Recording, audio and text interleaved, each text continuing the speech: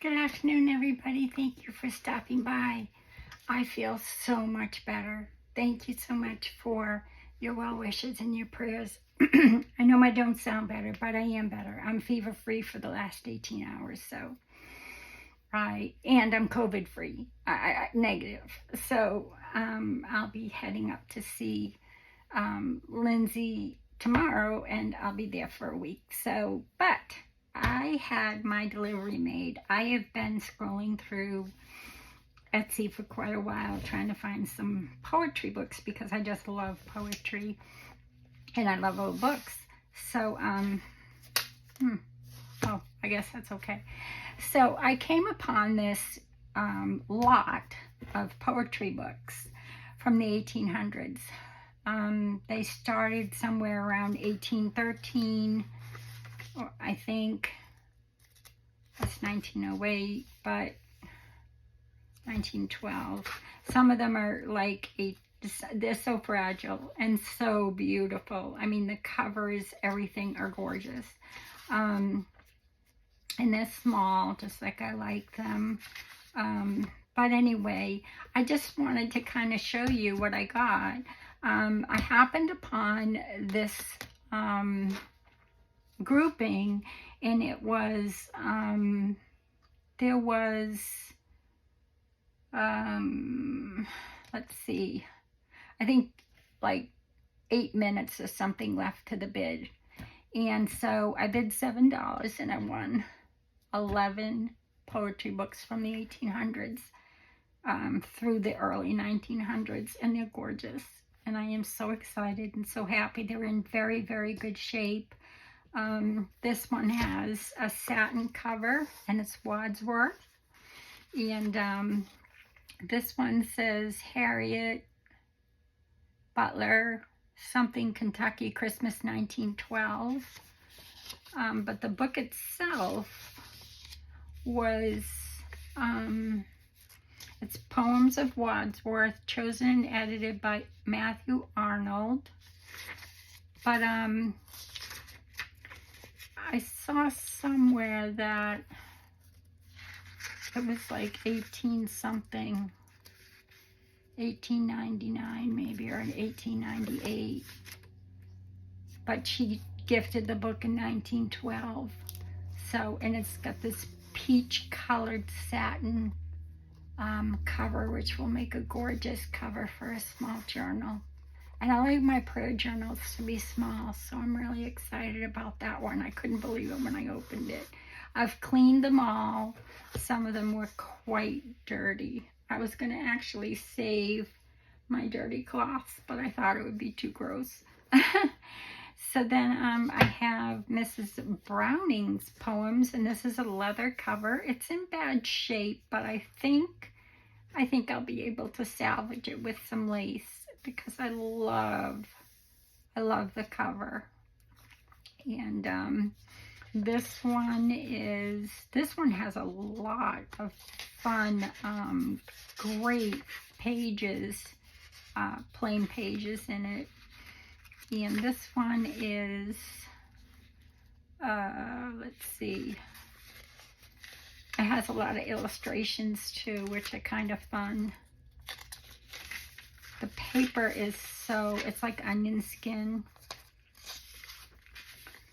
And there she is. I'll be putting her in the book. And there's that onion skin again. And then, I don't know what date it is, but I think it's 18-something. And then, see, it's falling apart. I have to be very gentle with that. That's got to go in a plastic bag. These were filthy. They were so dirty, but I can't complain for $7. So then this one is so sweet. Look at this. And they must have all come from the same person. This is Harriet Butler too. She must have loved poetry. This is 1913. Poetry, Truth from My Own Life. And it's got a bibliography. Oh, I'm sorry. 1913, but the libraries were inaugurated in 1847. And in 1864 were taken over by their present publishers. So the first one was 1849, and the standard library issue was 1908, and this is 1913. So I'm very excited. 1907, this was the translator's preface. And yeah, it's got some great poems. I've been reading them as I haven't been feeling well, but the paper is gorgeous. It's just beautiful. And it just has a whole bunch of great poems. French theater and poetry and truth, philosophy, arrival at Strasbourg, the pastor's family. Just great pages and a beautiful, beautiful, beautiful little book that would make a great prayer journal. Actually, maybe Christmas, it's got a bell on it. And then this is Maureen and Other Poems, and I love this cover. It was very, very, very dirty, and when I cleaned it, and I really used a soft, gentle cloth and a teeny, teeny, tiny bit of soap to clean it. But it did take a little bit of the color off, which I don't mind at all because it gives the character to the older book. But this is by Ella Wheeler Wilcox, which is crazy. I mean, for me, that is huge. And there's Ella Wilcox. Maureen, I love the way they spelt it. So I'll be naming her Maureen. You know how I just love to do that. But this is 1856 is this one. Isn't it so pretty? I just love it. This is the Garden Muse, and it's got these two little cherubs, some gardening, and she's in like a crochet, and she looks like she's in a wedding gown of some sort. And this is 1813, Harriet Butler again. To Miss Harriet Butler, with greetings for Christmas, both old and new, from her friend, Patient. So, and it's called The Garden Muse. And this is 1910. Poems for all garden lovers. Are you kidding me? Like, you all know who follow me how much I love my gardens. So copyright 1910, published April 1910. So yeah, to my mother. And then, and the Lord God planted a garden eastward in Eden. God Almighty first planted a garden, and indeed in the purest of human pleasures. And it goes on. I won't read the whole thing because I don't want to keep you all day. And it's got children's in gardens at the back, which I think has some more images.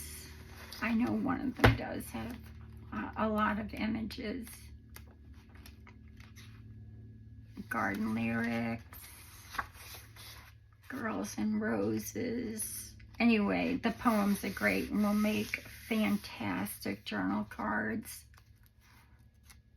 And then again, the book will make a gorgeous, gorgeous gardening type journal. And then this one as well is a leather cover. It's quite chunky. The pages are great shape, but the spine is very fragile.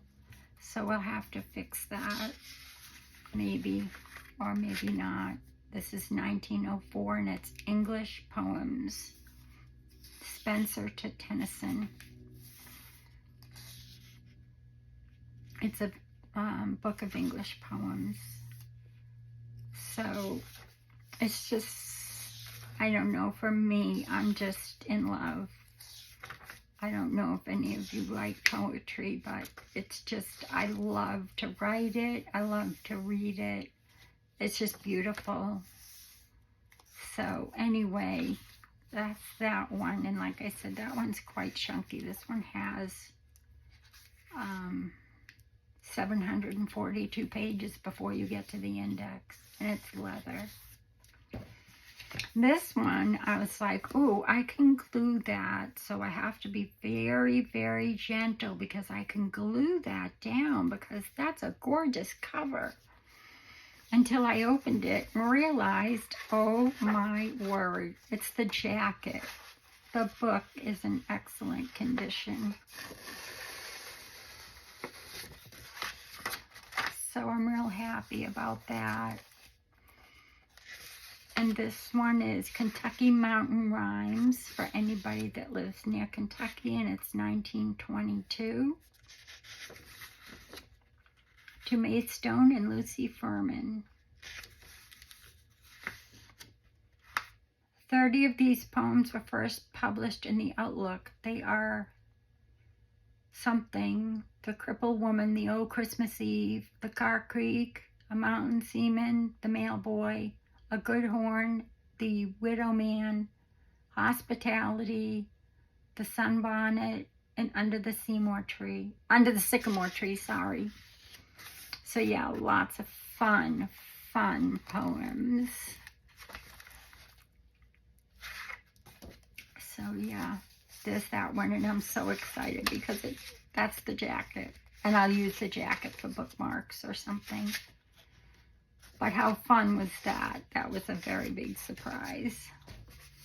This one is Birch and the Star, and this one has a lot of Mary Birdhouse. And this one has a lot of book plates in it. This one fell out.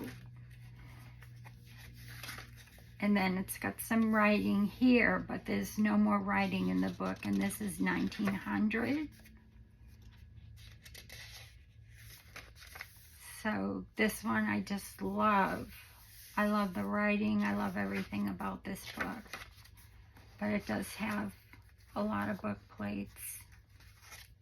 Of course, I'm not going to be able to find them now, but they're just fun. In stepped a boy and a girl, and he rode across the rivers and lakes. He's pushing his girl out into the lake in her rowboat. Let's see. Oh, Little Beat, My Own Little Beat. And it's in a garden. She's beautiful. That'll make a gorgeous journal card. And yeah, so there's more book plates in here that I'll be able to use. And again, definitely the cover. And then this one, I love the cover of this one as well. It's just a beautiful blue. You can barely read it on the outside, but it's a gorgeous book. Look at that. Mary Elaine Hughes, of course, I would never cover that up. This is the Orchard House in Concord, Massachusetts, and that's where I'm from. Not Concord, I'm from Plymouth, but I've been to Concord very many times. Here lived the Little Women. Okay, this is the Orchard House in Concord, Massachusetts, now a museum visited every year by hundreds of people. Here lived the Little Women, Louisa May Alcott, and her sisters who complete the story. It is told in 3 books, Little Women, Little Men, and Joe's Boys. 5 other books about Miss Alcott are published in the Orchard House edition, An Old-Fashioned Girl, 8 cousins, Rose and Bloom, Under the Lilacs, and Jack and Jill. So this is Under the Lilacs, and lilacs are my favorite. And this is Christmas 1945. Please handle with care, Mary Elaine Hughes. Isn't that sticker gorgeous? But anyway, 1945, Under the Lilacs. And yeah, so I'm so excited. And this has a ton of book plates, so I don't know what I'm going to do with this. I'm sorry, Boston 1944. Yeah.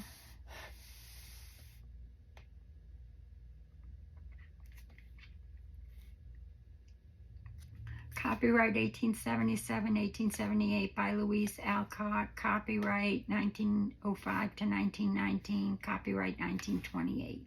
So this is 1928.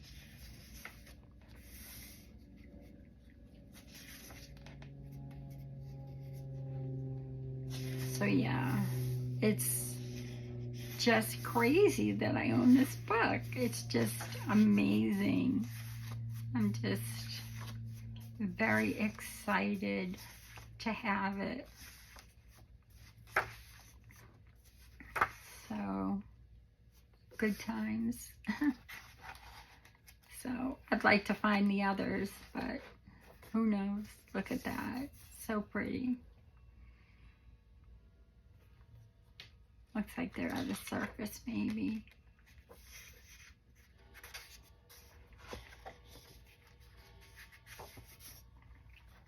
But yeah, I'm skipping over a lot of the illustrations, but there are many.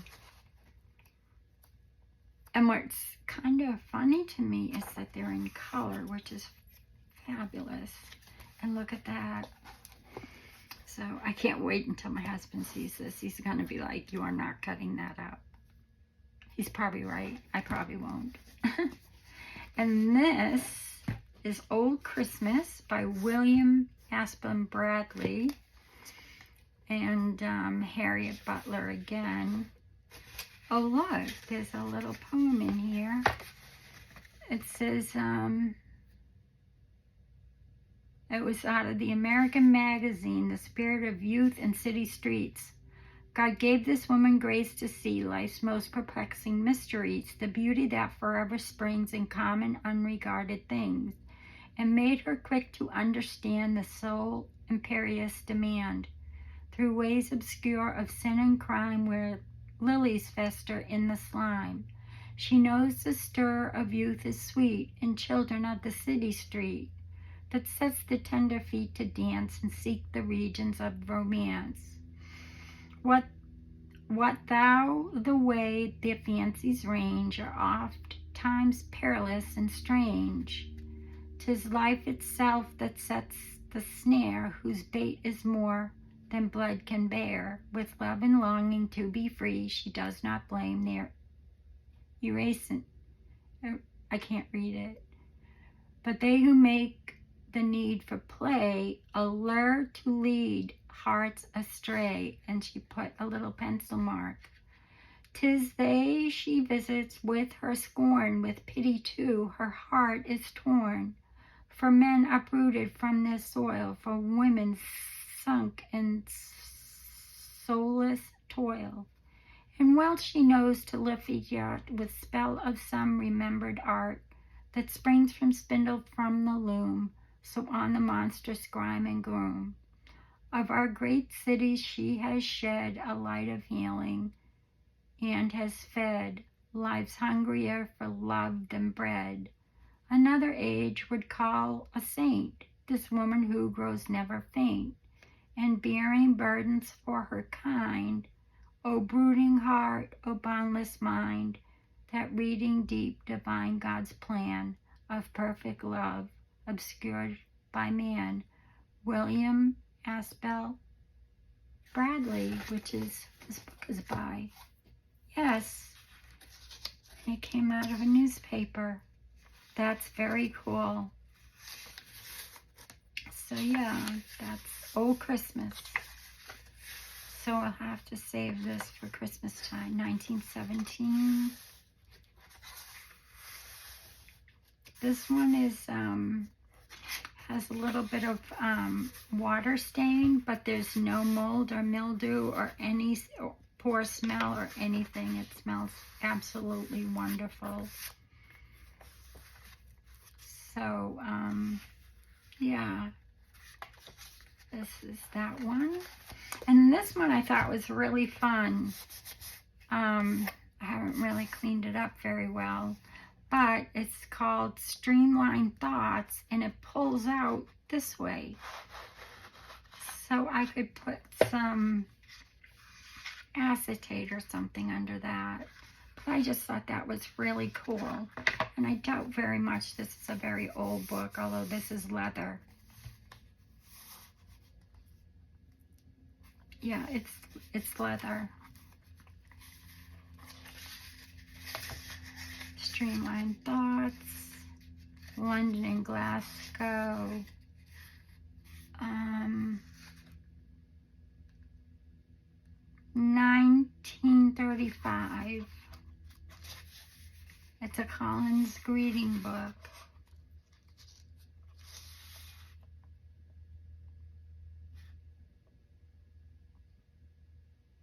Those who speak least hear most. It is not through argument, but by faith that we know God. Wow, this is fabulous. Oh, wow, this would be great for my prayer journals or my, scripture, you know, my, oh, this is beautiful. I love it. Isn't that adorable? I have to clean this up. I haven't done anything to it yet, but I just thought, how interesting is this? How fun. So that's it. Those are my books. And I wanted to show you what I had been working on, but stopped because I don't have time to even think about it. But I did get the cover done. I have been wanting to do this book for about 3 years. I've been collecting little golden books. Well, I've kept all of my children's little golden books. I've also gotten back all of my golden books from my daughters, who read them to their daughters and sons, and so now I have a pretty good collection. But I've been wanting to do this one for a long time. So I've got the spine in. I had to cover this up here and this up here because it was torn, but it still says this little golden book belongs to, so it still has that. And then I kept as much of the integrity of this part as I could. I tried to get the gold off so I could use that, but it was very brittle, and it was actually silver. It's so old. It's 1965. 49 cents. I have 2 more of these that I'll be using as well someday, but this is my first one, and I'm hoping to get 3 signatures in it. It's a 2-inch spine. So I just thought that was really pretty, and thought that I would show you what I had done a little bit here and there. And I finally finished this part this morning, and now it's time to get myself ready to head out tomorrow, and I'll be gone for a week, so there won't be any more videos until then. I'll leave this here. I have lots more videos coming up. I hope to be home at least 2 days a week, and I hope to be able to video those both days. So until we see each other again, be well, be safe, and God bless. And I really hope you enjoyed looking at my poetry books. Oh wait, I got a gift from my first pen pal in France. And look at what it says. Lindsay. It's a very old, it's pink, it's falling apart, but it's, look at this, it's rag paper, and it is gorgeous. So yeah, Amy and I have already talked, and I just love her so much, and I couldn't believe she found this and she gifted it to me. So it says Lindsay on it, so I'll be making a Lindsay journal, although she spells it EY, but that's okay. So isn't that fabulous? Yeah, it's just amazing. And like I said, it's the rag paper, so I'm really chuffed with this. So yeah, I got this a while ago. I just keep forgetting about it. Well, I don't forget about it. It's actually sitting on my coffee table because I don't want anything to happen to it, and I really don't want to use it. So anyway, that's from my friend Amy. We've been pen pals for 4 years, and I just love her dearly. So, all right, everybody, have a wonderful day. Enjoy, create, make something pink. Okay, bye-bye, everybody.